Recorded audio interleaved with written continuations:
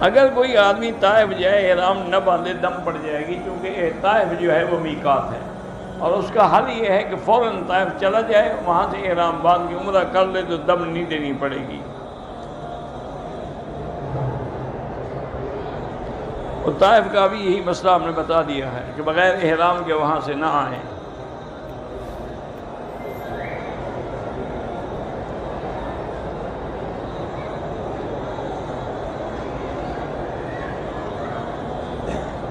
بہرحال اگر آپ کی لڑکی کا توبہ کریں، استغفار کریں، اللہ پاک آپ کو فتنے سے بچائے۔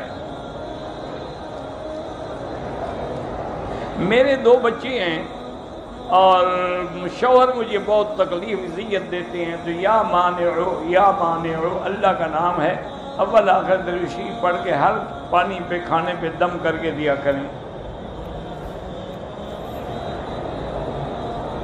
میرے بھائی کا ایکسیڈنٹ ہوا، ان کے 2 دوست بھی تھے، وہ بھی فوت ہو گئے، اللہ مغفرت فرمائے۔ حرم میں ہم امام کی اقتداء کرتے ہیں، جنازے میں ضروری نہیں ہے کہ آپ 1 سلام پھیریں، 2 بھی پھیر سکتے ہیں، 1 بھی پھیر سکتے ہیں۔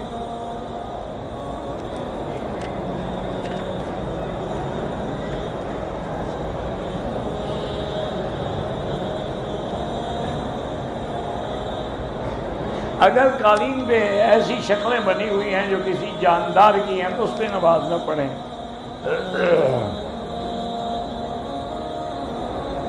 میاں بیوی سے والدین نے قطع تعلق کر لیا ہے، جو کہ ہم بدعت نہیں کرتے، بالکل بدعت نہ کریں، یہ کوئی نافرمانی نہیں۔ نافرمانی وہ ہوتی ہے جب دین کے خلاف باتیں دنیاوی بات ہو، لیکن لا طاعت لمخلوق فی معصیت الخالق، کسی بندے کی فرما برداری اللہ کی نافرمانی میں نہیں ہو سکتی۔ کمپنی والوں نے میرے پیسے روکے ہوئے ہیں، تو آپ حسبنا اللہ و نعم الوکیل زیادہ سے زیادہ پڑھ کے دعا کریں۔ ماموں اور مامی کے ساتھ لڑکی عمرے پہ آ سکتی ہے۔ سید خاندان کو زکوٰۃ دینا جائز نہیں ہے۔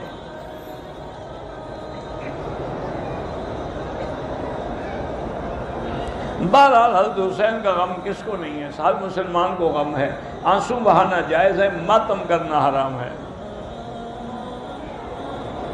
حضرت علی نے کربلا جانے سے کیوں نہیں روکا؟ حضرت علی تو فوت ہو چکے تھے، کیسے روکتے؟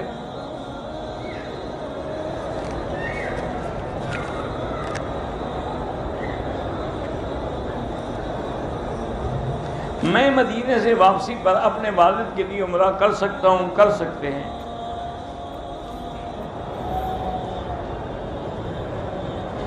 بہرحال کوشش یہ کیا کریں کہ عورتیں نہ تو نماز میں آگے ہوں نہ برابر کھڑی ہوں۔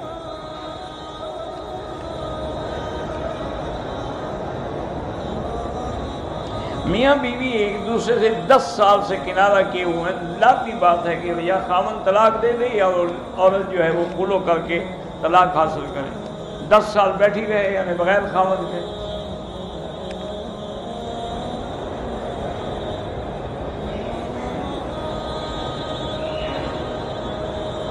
اگر شوہر نے 2 طلاقیں دی ہیں تو اس سے آپ شادی کر سکتے ہیں، اگر پہلے کوئی گناہ تھا دونوں توبہ کریں۔